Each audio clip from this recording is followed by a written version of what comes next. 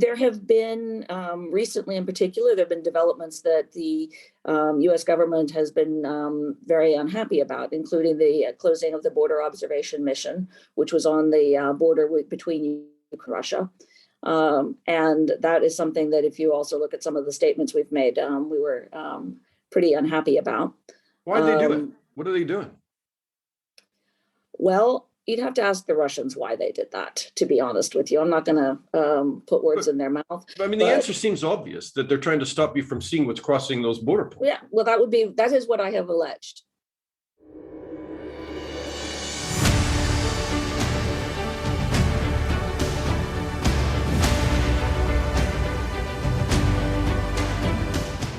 Hi, everyone, and welcome to another edition of Backstory. I'm Dana Lewis. Stalemate.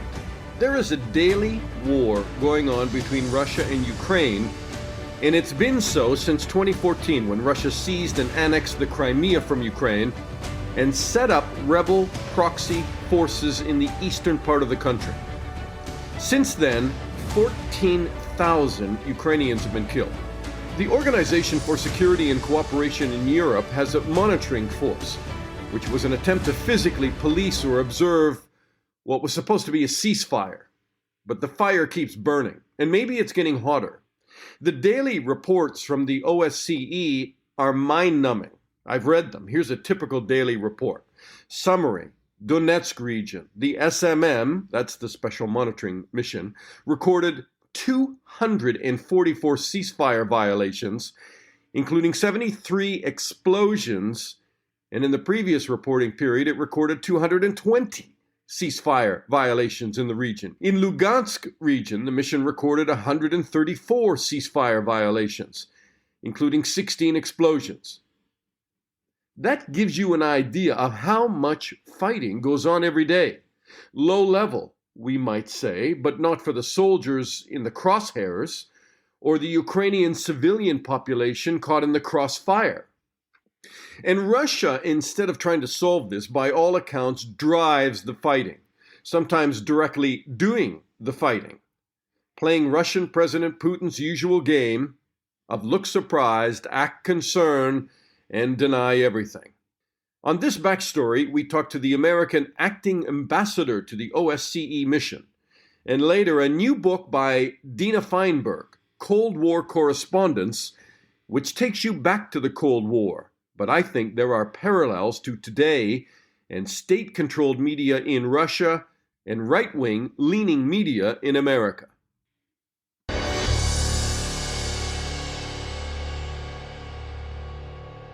All right, I want to introduce you now to Courtney Austrian, who is the U.S. Chargé d'Affaires to the OSCE in Vienna. Hi, Courtney. Hi, Dana. You've just come back from Ukraine, and were you sort of on this line of conflict? And can you tell me what you saw? So yeah, I did do a really quick trip to Ukraine. It's the first time that we've been able to go since COVID to assess the situation there. And I was there visiting the Special Monitoring Mission, and the OSCE has the Special Monitoring Mission, which operates throughout Ukraine. And so I went to see particularly the Americans who are working for the SMM, and I got close to the line of contact, but for security reasons, I didn't go quite up to the line of contact. Probably wouldn't be a good idea, because that line of contact is a line of conflict, and it is not a quiet one. I mean, the number of deaths on the Ukrainian side has been mounting, according to the reports that you've written. Right, exactly. We monitor the situation. The SMM monitors the situation on a daily basis, 24/7. And unfortunately, you're right. It is not a quiet line of contact. The number of ceasefire violations continues to be of great concern. And the number of civilian casualties also continues to be of great concern to the OSCE and to the United States. So how many countries are in the monitoring force? And Russia is part of that, are they not? Oh, absolutely. Russia has to be part of it. That's the only way that this works, because this is an agreement that was made by the 57 nations up the OSCE. And so one of the unique maybe things about the OSCE is that we do things by consensus. So the fact that there is a special monitoring mission in Ukraine means that all 57 participating states agreed to this, including Russia, and Russia is part of the monitoring mission. I'm not sure exactly how many participating states have representation in the SMM right now, but I think it's probably about between 18 and 22. So here's your report from September the 23rd. Russia's goal is to prevent the special monitoring mission from documenting the Russian forces, Russian equipment, Russian weapons, Russian convoys, Russian fuel trucks, and the other side of the line of conflict. This has always been a Russian-led conflict. Russia initiated it and continues to be the aggressor. Only Russia is responsible for the death and devastation it's caused. The civilian population continues to bear the brunt. I've read lots of releases in diplomatic speak over my career, and this one is a pretty straight arrow. I mean, you call Russia out as being directly behind the violence. And we do that every week in the Permanent Council of the OSCE. And Russia responds every week in the Permanent Council of the OSCE.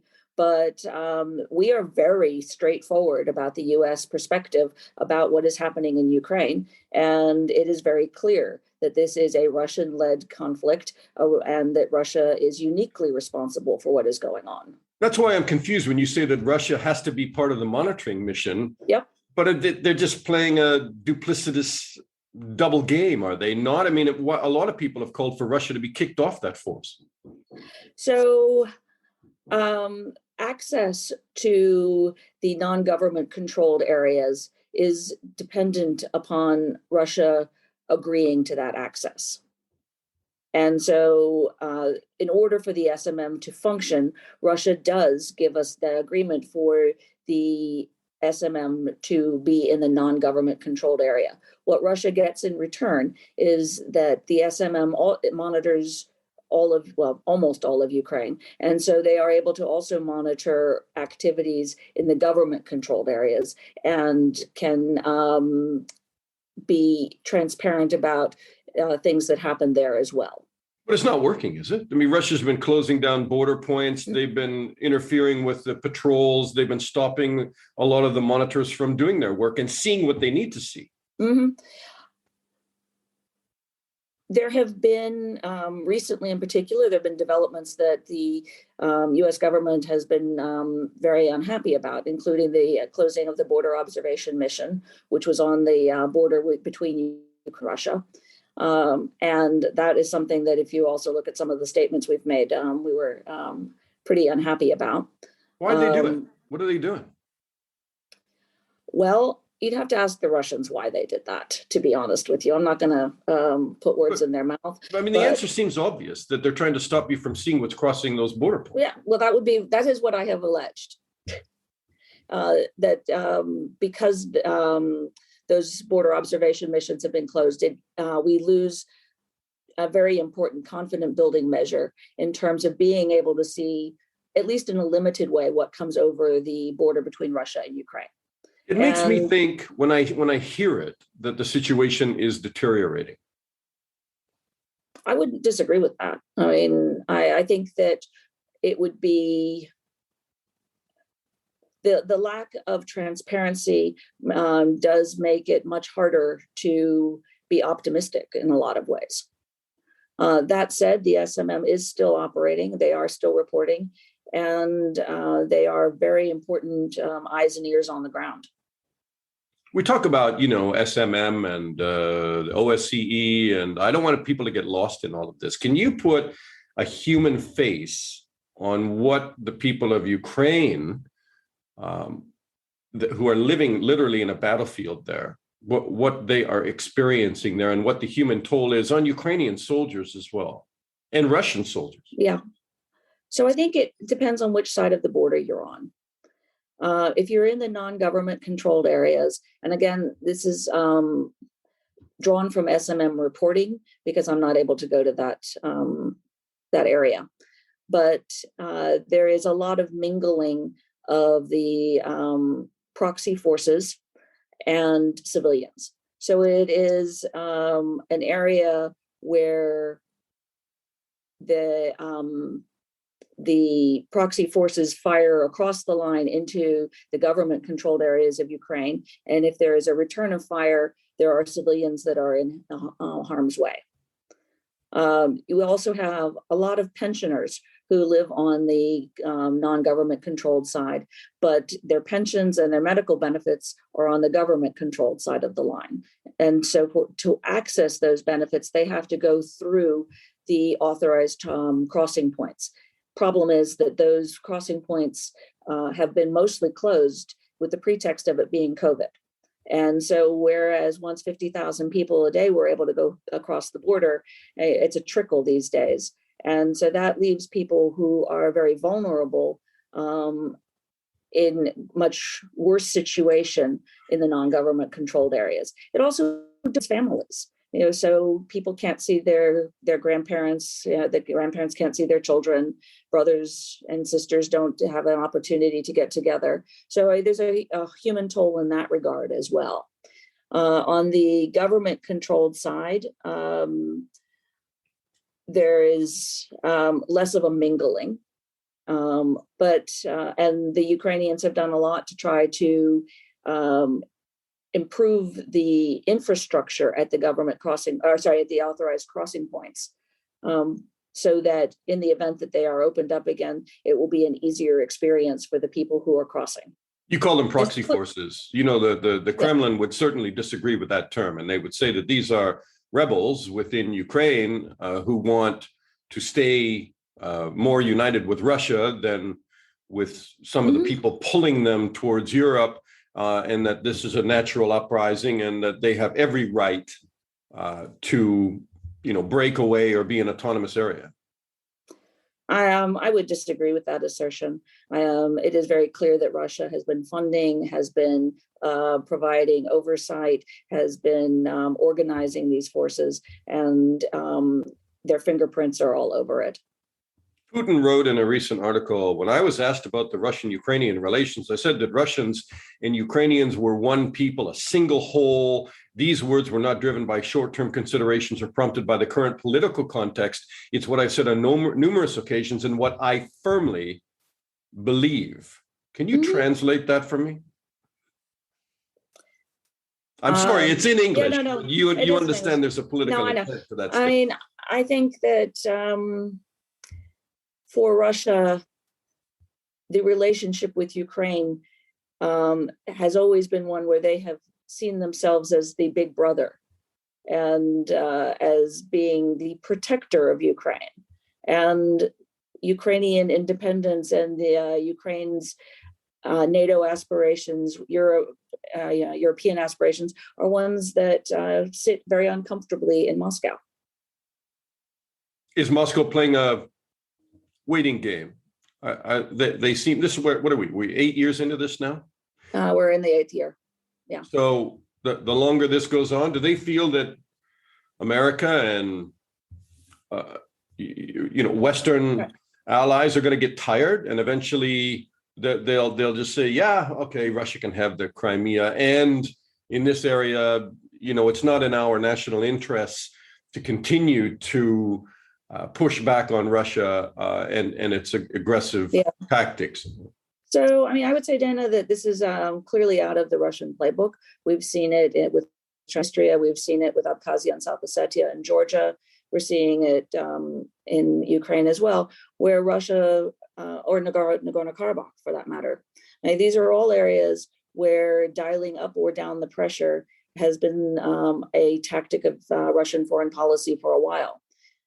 And I think that they probably do hope that at some point the West will get tired of playing this game. So far, we're not tired. So, what would you say about the arming of Ukrainian forces now? Are they much different than they were 8 years ago in terms of the Ukrainians' ability to hold ground? And I know they're not trying to take ground there, as far as I know. Yeah. So I'm not a military expert, so I'm just going to be, repeating what people have told me. But what I have been told is that the Ukrainian armed forces are significantly more prepared and better armed than they were in 2014. And so that in the event that there was a heating up of the conflict, it would be a very different situation than it was in 2014. A lot of Ukrainians think that Russia will take more territory and that Russia will try to make a land grab there at some point. Is that what you get when you go to that area? Do you feel that? I didn't feel it when I was visiting, but I also was not particularly talking to the Ukrainians when I was visiting. I do know that Ukrainian government officials, when they have come to Vienna, have made that point. There is clear concern that Russia will seek to capitalize on what is already done. Russia plays a gas game in Ukraine. It can get very cold in the winter there when Russia turns off the gas. And Ukraine has always been a transit zone for gas coming to Europe. And now you have this pipeline with Germany, the Nord Stream 2, Ukraine, Poland may find themselves out in the cold to some degree. Does the gas game, and I don't want to trivialize it with that, does that play into this conflict? It has not played into the conflict in a particular fashion to date. But Nord Stream 2 isn't actually functioning yet either. So I think that we just need to watch the situation. Moscow has made assurances, particularly to Germany, and we will hold them to those assurances. You want to give me your last answer, and I promise it's my last question. Where do you fear this is going? I mean, it seems like a static conflict, a stalemate. Russia has kind of set up what some might call a buffer zone or security zone. They fear NATO expansion into Ukraine and Ukraine's thirst to become part of NATO and the EU. Do you think it's going to stay frozen, or are you concerned that the longer it is not resolved, the greater the chance that this conflict will deepen and become more dangerous? Yeah. Well, I mean, as a diplomat, I'm always in favor of a political solution, and I'm in favor of diplomatic negotiations. And so I, will hope that the negotiations that are ongoing will bear fruit. But a frozen conflict is in no one's interest, and a hot conflict is even worse. And so, I think that is the arc of possibility. But I'm hoping that we can unstick this one still. Well, hope is important, but the reality is so far over the 8 years, we haven't unstuck it, right? So no. And there are a lot of really smart people who've spent a lot of time trying to do that, and more smart people will continue to try to do it. And, it's when we stop talking to each other that we really have a problem. Courtney Austrian, great to talk to you. Thank you so much. My pleasure. Thank you.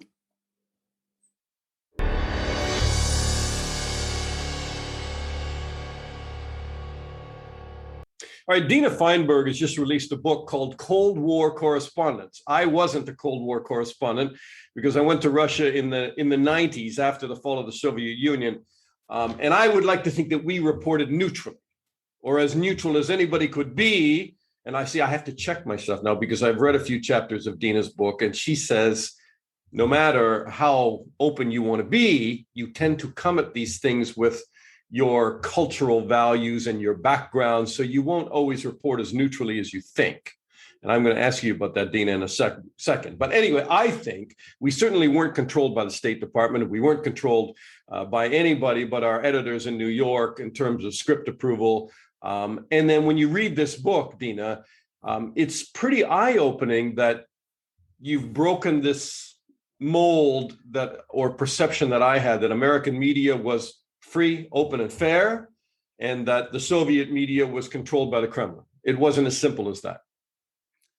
No, it was way more complex. And like you mentioned, there were people on both sides who came to these posts in the Soviet Union or in the United States with their perceptions, their ideological values, their backgrounds, things that they considered interesting. And so something that was really interesting for me to realize is that reporting is never kind of objective and neutral, right? Because there's always a person who is doing reporting. Now, in addition to the person on the ground who was doing the reporting, there was also a whole bunch of other people who got involved in the process of international reporting.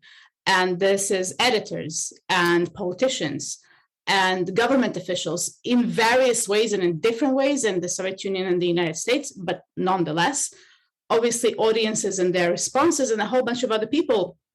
So international reporting became this kind of a collective process that had many participants in it who shaped the final product that then audiences engaged with. I mean, there was a lot of political pressure on reporters at that time, as you lay out very well in your book, and that's because the two systems were competitive. One was the struggle for communism, trying to show that it was better than democracy and democratic capitalism. The two systems were absolutely competitive, and also both of them, on the one hand, used international reporting to make sense of their own place of the world and to make sense of each other. And at the same time, they used the press as kind of the symbol of their own political system. So American journalists became the symbols of American freedoms and the freedom of speech and freedom of the press. Soviet journalists became symbols of kind of responsible reporting that is not beholden to capitalist values. And also each side then looked at the other's journalists to kind of berate them and shame them and said, oh, look, American journalists are following the instructions of their capitalist bosses. Oh, look, the Soviet journalists are following the instructions of the Communist Party. So the press was very much part of the ideological confrontation and played a big role in it, both as a symbol, but also as something that created how people thought about and what people knew about the other side of the Iron Curtain. And for that reason, officials on both sides found international reporting incredibly important and wanted to intervene in international reporting in different ways. So, for example, everything that had to do with foreign correspondence was actually regulated and subject to all sorts of bilateral agreements. And we had periods where there would be visa wars. So Americans and Soviets would deny and withhold visas to each other correspondents because kind of in retaliation for each other. Journalists would be expelled because their reporting or journalistic activities would be unpleasing. This is something that Soviets did much more frequently. It was called. So aren't you shocked? Aren't you shocked? You can just spin the clock forward to today, and that's happening again. In fact, the BBC reporter was just thrown out of Moscow. A visa was denied to a Russian reporter to enter the UK 2 years ago. There are visa wars, and there are accusations that foreign media is an enemy of the state. I'm not as much shocked as perhaps maybe sad. I think my book shows very clearly that journalism matters and that foreign journalism matters, and what foreign journalists are doing in your country matters a great deal. And so this in itself is not new.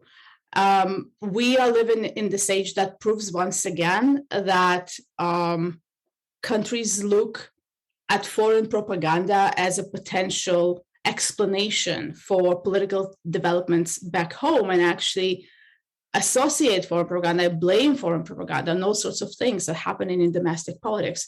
So these developments are not in themselves new, and they are legacies of the Cold War period, I guess, that manifest themselves in these new different ways. You wrote that Soviet journalists considered factual accuracy to be secondary in importance to the moral truth of socialism. Yeah. Did the Americans travel a higher road? They traveled a different road. The reporting of US, the ethos of US journalism is actually premised on factual accuracy, right? So factuality is considered kind of the first duty of an American correspondent. But that anyway, yeah. Well, yes. And in fact, this is one of the things that make me sad. And kind of when I'm looking at contemporary media is that factual accuracy becomes less and less important across the globe, no matter what your values are. So for American correspondents, factual accuracy was very important. And the way that they projected their values into their reporting or their ideas were much less obvious and much less conscious, I guess, than the Soviets did. So the Soviets were very open about using socialism as an interpretive framework, about using Marxism as a lens to understand American society, American journalists thought that the American way of life is a natural way of life, that this is how things are. And that then shaped the way they reported about the Soviet Union. So Soviet Union became this like really strange, unnatural thing that had to be explained and understood in also different ways for a Western reader who kind of shares. And would an American reporter ever dare to celebrate any aspect of communism or socialism in this purely capitalist system back home? If he was to write an article that was positive about the Soviet system, I assume he probably wouldn't have had a job the next day. That's absolutely right. They would have paid the price. And there was price to be paid for telling particular kinds of truths or expressing particular kinds of opinions. And people were kind of both readers and editors were very fast to berate journalists for what was perceived as a positive interpretation of the Soviet Union throughout the Cold War. And you see this in the archives when somebody would publish, like a mild endorsement of something, and there would be readers writing letters and say, oh no, this is like gives the Russians too much credit and they really are not that great, and you forget how amazing the American system is. So some journalists actually thought at the time that readers were not ready to hear all what they had to say about the Soviet Union. I mean, a lot of the Soviet journalists, when we start drawing parallels with American journalists and the pressures on both sides, they were in fact members of the security services, and some of them held rank. And you certainly, as far as I know, never ever had that with American journalists. That's a super complicated one. So some Soviet journalists were members and did have rank. At the same time, in my understanding, and kind of this is a very tricky part of the story because we obviously don't have the archives. The KGB does not welcome historians into their fold. So from memoir literature and kind of interviews that journalists had done subsequently, I understood that the KGB was not allowed to recruit from Pravda, which was the party newspaper, and was discouraged from recruiting from Izvestia, which was the government newspaper, because in case these people got exposed, that would kind of tarnish the Communist Party or the Soviet government subsequently. So the practice of recruiting journalists was more prominent with all sorts of news agencies that the Soviets also had. Mm-hmm. But most of the people who are in my book were actually reporters for kind of Pravda or Izvestia, and this is that's my engagement with them. Americans were very worried about the CIA recruiting their journalists. And so if you look kind of at the correspondence inside the New York Times, for instance, they're really worried that the CIA might be approaching foreign correspondents. And they knew that the CIA was approaching foreign correspondents in different places around the world. So they would hear about this from their journalists.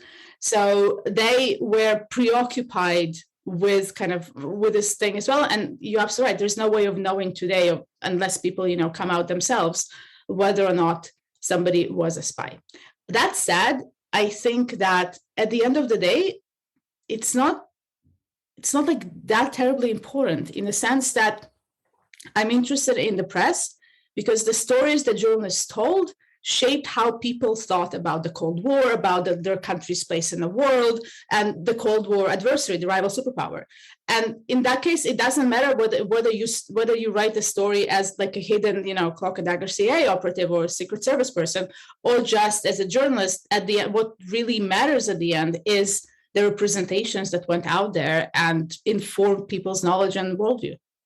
Yeah, I mean, it's very interesting reading your book because I continually think to myself as I'm reading through parts of it. I didn't read cover to cover, but I read a lot of it.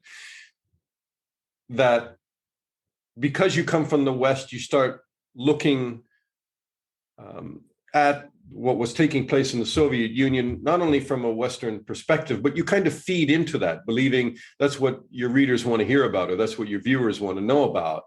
And the dog starts chasing the tail after a while. And it's the same with the Soviet reporters, I'm sure, who, in anticipation of trying to please their bosses, who were ultimately, could put them in jail if they didn't, if they threatened their own system or reported negatively on the other system too positively, is that after a while, even if those reporters could walk a more neutral path, in the end, you really do see in that book how people approach this already with a very kind of square lens, if I can say it like that. Correct.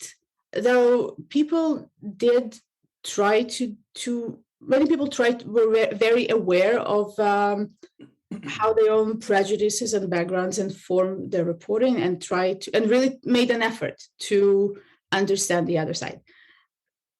There was also a great deal of, I guess, creative reporting on the Soviet part, or efforts to kind of they didn't just fall in line. They actually tried to circumvent these regulations, and they were pretty experienced in the system, so they knew how to do this. So like a seasoned foreign correspondent knew what would fly past the censor or what wouldn't. Or I know you made an example in one, and it was really interesting, where one of the reporters, the American reporters you talked to, said that they used to kind of bury the lead, and then they would write about the same thing maybe 3 different ways, knowing that maybe one of them would get past the Soviet censor. Americans were kind of terrifically clever about outsmarting the censors, and there's a great deal of efforts and ways to do so, but so were the Soviets, right? So the Soviets also tried to outsmart their censors, and sometimes they would just try to sneak things out, hoping that the censors wouldn't notice, or sometimes they would talk about things in such a way that they would hope that it would pass. So a lot of them, for instance, made an effort to talk about the 1960s, right? The public protests against the war in Vietnam, and the civil rights demonstrations and the anti-war demonstrations. So they lived in this very interesting, exciting time. And they were actually the first people to tell Soviet readers about, cool American stuff like hippies, and cool American stuff like all these kind of young activists, when they were doing the right thing, and just kind of dressing it in the right language would make it pass. But at the end of the day, what the Soviet reader was reading is, descriptions of 100,000 strong anti-government demonstrations, sanctions, and running in America's major cities, for example. And I think kind of just by broadening the horizon of what Soviet people knew about the United States and introducing them to these like vignettes of American daily life and American culture made a big difference.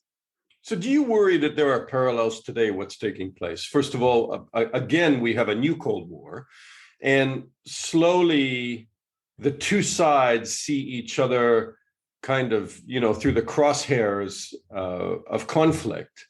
And that, people on the Russian side now tend to report, America's not such a great system. And they feature a lot of, the police shootings, the racial tensions, and they go out of their way to say, look at the black eye on American democracy. And at the same time, Western reporters, I'm not sure what the parallel there is, but certainly, every time they report on Russia, it's a loss of human rights. Putin's a bad guy, computer hacking, election interference. And there becomes this kind of rhythmic narrative that doesn't let you really see the other side very well. There's a lot going on beyond those headlines.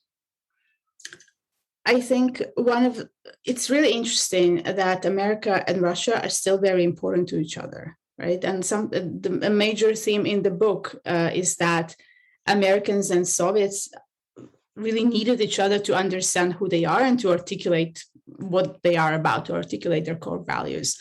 And this, in a sense, continues to this day.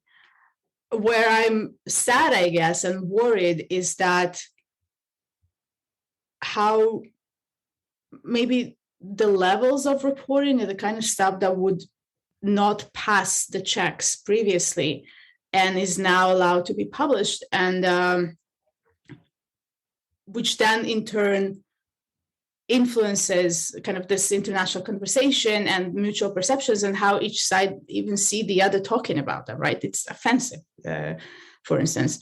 Yeah. So We are gaining far less understanding of the other side. No matter whether you're seeing it in Russia or you're seeing it in America, there is less and less understood about what's taking place. one of the reasons is that on both sides, there is a decline in actually preparation and knowledge about international reporting. I don't think in the Cold War, foreign correspondents were super well prepped. And if you wrote about Russia or the United States, you were a country specialist. You were a Sovietologist or an Americanist, and you really knew your stuff. You didn't have to like them, but you had to know them really well. And what we have today is that in addition to knowledgeable voices, to voices that do spend time there, that do have kind of insight, knowledge, and information, we also have all these like really, really uninformed voices. And then, first of all, the uninformed voices can really overshadow the better informed and the more nuanced reporting. And there is excellent reporting out there.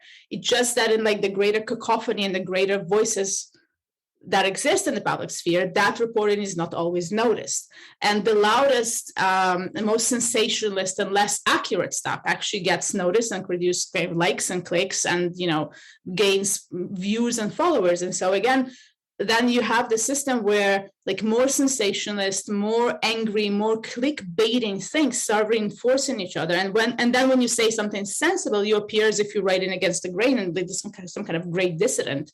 Whereas in fact, you really are trying to be more nuanced and conveying deep understandings of what's going on.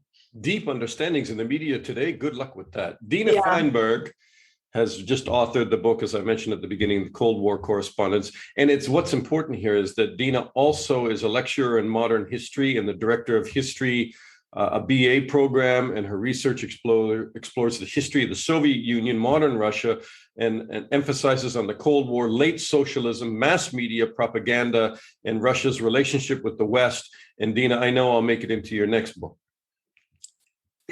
Thank you. Thanks so much. Good to talk to you. Thank you. Can I interview you for my next book? And that's our backstory on Ukraine's unending war with Russia and Cold War Correspondents. I'm Dana Lewis. Thanks for listening. Please share this podcast and subscribe. We put one out weekly. And I'll talk to you again soon.